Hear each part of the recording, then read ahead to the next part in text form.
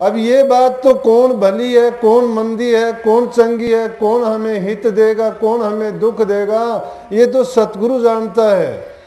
अपनी मन बुद्धि और अपना चिंतन से अगर हम भला बुरा अपना सोच सकते तो इस संसार से हम खुद ही कभी के मुक्त हो गए होते। लेकिन क्योंकि अपने मन की डोरी हमने सतगुरु को नहीं सौंपी, अपने मन के पतंग की डोर अपने ही हाथ में लेके हम अपनी मर्जी से उड़ाते हैं। लेकिन वो डोर अगर सतगुरु के हाथ में पहुंचा दी जाए तो सतगुरु इसको अपने आप उस मंजिल पर पहुंचा देगा जहां पर जाने के बाद में फिर वापस नहीं आना पड़ता। अब सतगुरु की सिरोधार्य कर ली बात को, वचन को हमने मान लिया और उनकी आज्ञा में चलना शुरू कर दिया, तो तीन लोक में भय की बात क्या है कि तीन लोक किसी और चीज को ना समझना आप। पहला लोक तुम्हारा तन का है, दूसरा लोक तुम्हारा मन का है, तीसरा लोक तुम्हारी आत्मा का है। तीनों लोग तुम मन से, वचन से और कर्म से पवित्र हो जाओगे। अगर तीन लोग तुमने आकाश पाताल को मान लिया या पृथ्वी लोक को, इन तीन लोकों को मानते हो तो ये लोक नहीं है। तीनों लोग जो मैंने बता दिए कि पहला मंडल शरीर का है, शरीर के अंदर बंधे हुए हो। आंतरिक मंडल मन का है, उसके अंदर बंधे हुए हो। तीसरा जो है आत्मिक मंडल है, उसमें है। जिसने सतगुरु का हुक्म मान लिया, उनकी आज्ञा में चला, उसके तन के, मन के और सूरत के सभी विकारों से उसको खलास कर दिया, उसको एकदम पाक और पवित्र बना दिया और सत्य पुरुष के पास जाने के लिए उसकी सारी योग्यताएं पूर्ण हो गई। लेकिन जो संतों की आज्ञा को सिरोधार्य नहीं करता, उनको माथे पर नहीं रखता, एक पल के लिए भी अगर गुरु को एक छिन के लिए भी भूल गए तो वही तुम्हारा। नानक साहब की वाणी नहीं सुनी? नानक साहब से एक माई कहने लगी कि नानक साहब, नानक निरंकारी, कि आप नाम को कैसे याद रखते हो? मैंने कई बार, मुझे बहुत अच्छी बात लगती है, बोला कि नाम को मैं ऐसा याद रखता हूं जैसे अमली अमल को याद रखता है।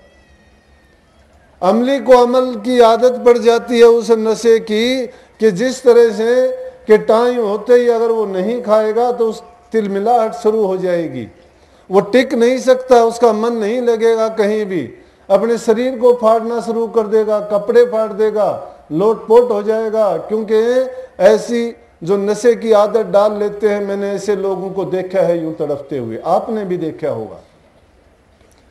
तो नानक साहब कहते हैं कि मुझे भी अगर मैं नाम को एक पल के लिए भूल जाऊं, एक पल के लिए उसको बिसार दूं, तो मुझे भी ऐसी तड़फना लग जाती है कि जिस प्रकार से अमली को अमल ना मिलने पे लग जाती है। और उसी नाम की, नाम का ऐसा नशा है कि उसका नशा चढ़ के नहीं उतरे। माया का नशा इंसान का उतर जाए, माया चंद दिन के साथी है, नहीं रहती किसी के पास, टिकाऊ नहीं है। आज किसी के पास है, कल किसी के पास होगी, खेल है उसका, लूटती है जीवों को भरम में डाल डाल के। लेकिन उसका नशा चंद रोज रहता है, उतर जाता है, बड़े बड़े गए। और सबसे बड़ा नाम अगर उनमें लें तो सिकंदर बादशाह का लो, रावण का नाम लो जिसकी सोने की लंका थी, मुसोलिनी हिटलर के नाम लो कि जिनने सारी दुनिया पे राज करने तक की सोची थी।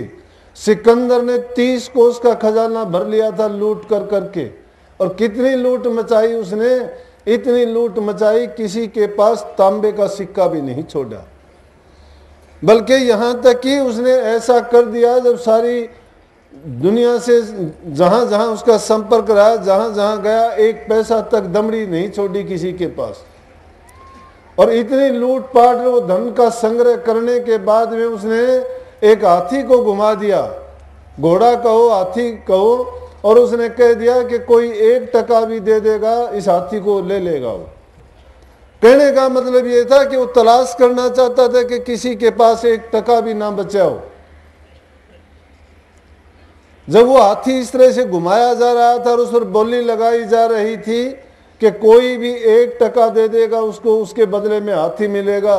एक छोटा बच्चा अपनी माँ से रो के कहता है कि मुझे नहीं पता, मुझे ये हाथी लेके दे। अब लड़के का बाप था नहीं, अकेला लड़का माँ के पास। अब माँ जानती है कि जिसको जन्म देती है उसके प्रति उसका कितना प्यार होता है।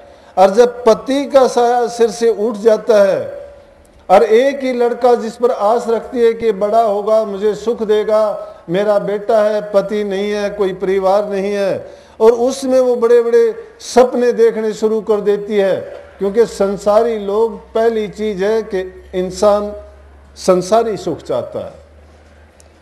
आदमी सबसे पहले अपनी भूख को मिटाना चाहता है, उसके बाद तन को सुखी देखना चाहता है, फिर मन को सुखी करना चाहता है, तभी वो परमात्मा का नाम ले सकता है।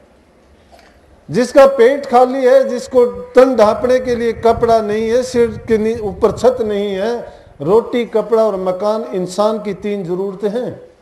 अगर ये जरूरत जिसकी पूरी नहीं होती तो कोई फिलोसफी की बातों से काम नहीं चलता। ना वो गुरु को जानेगा, ना उस सत्संग को पहचानेगा, और ना नाम की महत्ता को समझ सकता है। लेकिन जब ये जरूरत इंसान की पूरी हो जाती हैं, इनको भोगों को भोग के देख लेता है, फिर वो चाहता है कि संसार में सुख नहीं है।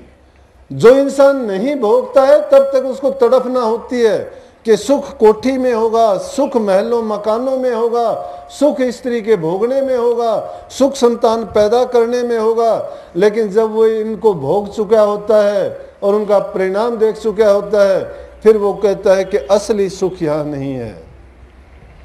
फिर वो असली सुख को खोजना चाहता है, तो उस असली सुख कहाँ मिलेगा?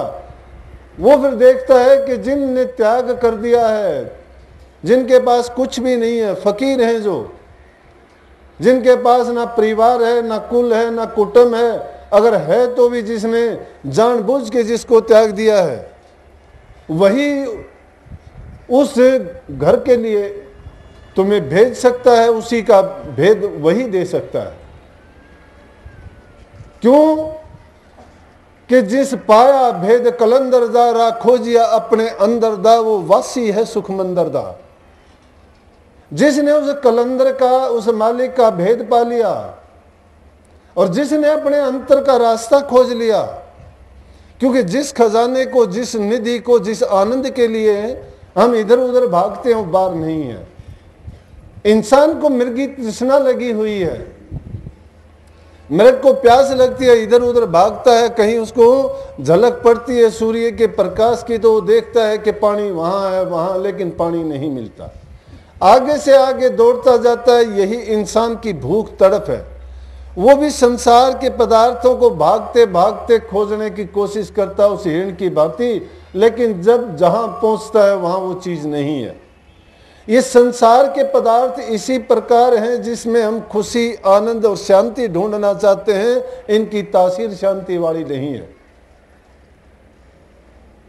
तो मैंने कहा कि सबसे पहले इंसान अपने शरीर को सुखी देखना चाहता है। जिसका शरीर दुखी है, जिसको रोग है, बीमारी है, वो लाख उसको तुम सत्संग की बात सुनाओ, लाख उनको स्वर्ग बैकुंठ दिखाओ, तुम लाख उनको धन दौलत कोठियों की बात करो, उसको कुछ अच्छा नहीं लगता, उसको अपना तन अच्छा लगता है। पहला सुख निरोगी काया, दूसरा सुख घर में हो माया, तीसरा सुख सुलक्षणी नारी, चौथा सुख पुत्र अधिकारी, पांचवा सुख राज में बासा, छठा सुख नीर निवासा। तो ये ऐसे सुख हैं कि ये सुखों की जब पूर्ति हो जाती है और जब इंसान इनको भोग के देख लेता है, फिर वो सोचता है कि इनमें असली सुख नहीं, असली सुख वाली चीज मुझे कहाँ मिलेगी। फिर वो महापुरुषों के पास जाता है, संतों के पास जाता है, फिर उनके वचन को मानेगा वो, क्योंकि दूसरी चीजों को आजमा चुका है, वो उसको आजमाएगा। और जिसने कभी आजमाया नहीं है उसकी तृष्णा नहीं बढ़ती, वो सोचता है कि असली सुख उनमें है। लेकिन बात मैंने कही थी उस बच्चे की, बच्चे ने जिद की। ये हट होती हैं बाल हट, राज हट और तिरिया हट। ये 3 हट पूरे होने चाहिए। बाल हट अगर पूरा नहीं होगा तो बच्चा इतना परेशान कर देगा, क्योंकि उसको ज्ञान नहीं है, उसको नहीं पता कि ये चीज ऐसे हो सकती या नहीं हो सकती। राज हट जो होगा वो ऐसे मदान्ध हो जाता है कि वो किसी की नहीं सुनता, क्योंकि उसके पास पावर है, शक्ति है। और जिस इंसान के पास शक्ति होती है ना, वो शक्ति से उसको दबाना चाहता है। Power corrupts a man and absolute power corrupts him absolutely. कि इंसान को पावर बर्बाद करती है, तो जब पूर्ण ताकत उसके पास होती है तो उसको पूर्ण रूप से बर्बाद करती है। तो ये राजहट है। तीसरा हट होता है तिरिया हट। तिरिया हट जब कर लेती है, चाहे कुछ भी बर्बाद हो जाए, कुछ भी खत्म हो जाए, वो अपने हट को मनवा के ही रहती है। जिस प्रकार से तुमने सुन रखा होगा कि महाभारत में द्रौपदी ने क्या हट किया था कि हो ना हो मैं अपने बाल तो किसके खून से रंगूंगी, जिसने उसकी बेइज्जती करनी चाहिए थी, कि उनके खून से जब बाल रंग लूंगी तब मुझे तृप्ति होगी। उसने महाभारत का युद्ध करवाया। 18 अक्षौणी सेना खपी, जिसमें 56 करोड़ यदुवंशियों का विनाश हुआ। सब जानते हैं कि इतना बड़ा युद्ध इतिहास में नहीं हुआ। वर्ल्ड वार हो लिए, उसमें भी इतने सैनिक नहीं खपे थे। लेकिन किस बात के कारण? कि एक तिरिया के हट के कारण ये हुआ। तो वो भी एक बाल हट था, बच्चे ने हट कर लिया। उसकी माँ ने उसको धमकाया, नहीं माना। उसकी माँ ने उसको 1-2 चाटा लगाया, नहीं माना। कहने लगा कि क्या तू मेरे लिए 1 टका नहीं दे सकती? बोला बेटा कैसे समझाऊं कि 1 टका नहीं, सिकंदर ने किसी के पास भी 1 टका नहीं छोड़ा। मैं तो क्या कि दुनिया में कोई भी नहीं खरीदने वाला आसपास में। बोला कि मैं तो जीऊंगा तो ही जीऊंगा कि इस हाथी को खरीद के देगी। अब वो बेचारी क्या करती, उसके दिमाग में बात आई कि जब इस लड़के का बाप गुजरा था और उसको कब्र में जब रखा गया, तो उनमें रीति रिवाज होता है कि कब्र में कुछ पैसे रखते हैं। उसको याद आया कि उसमें चंद उन्होंने टके रखे होंगे, कि चल उसको कब्र को फाड़ के लेके आएंगे।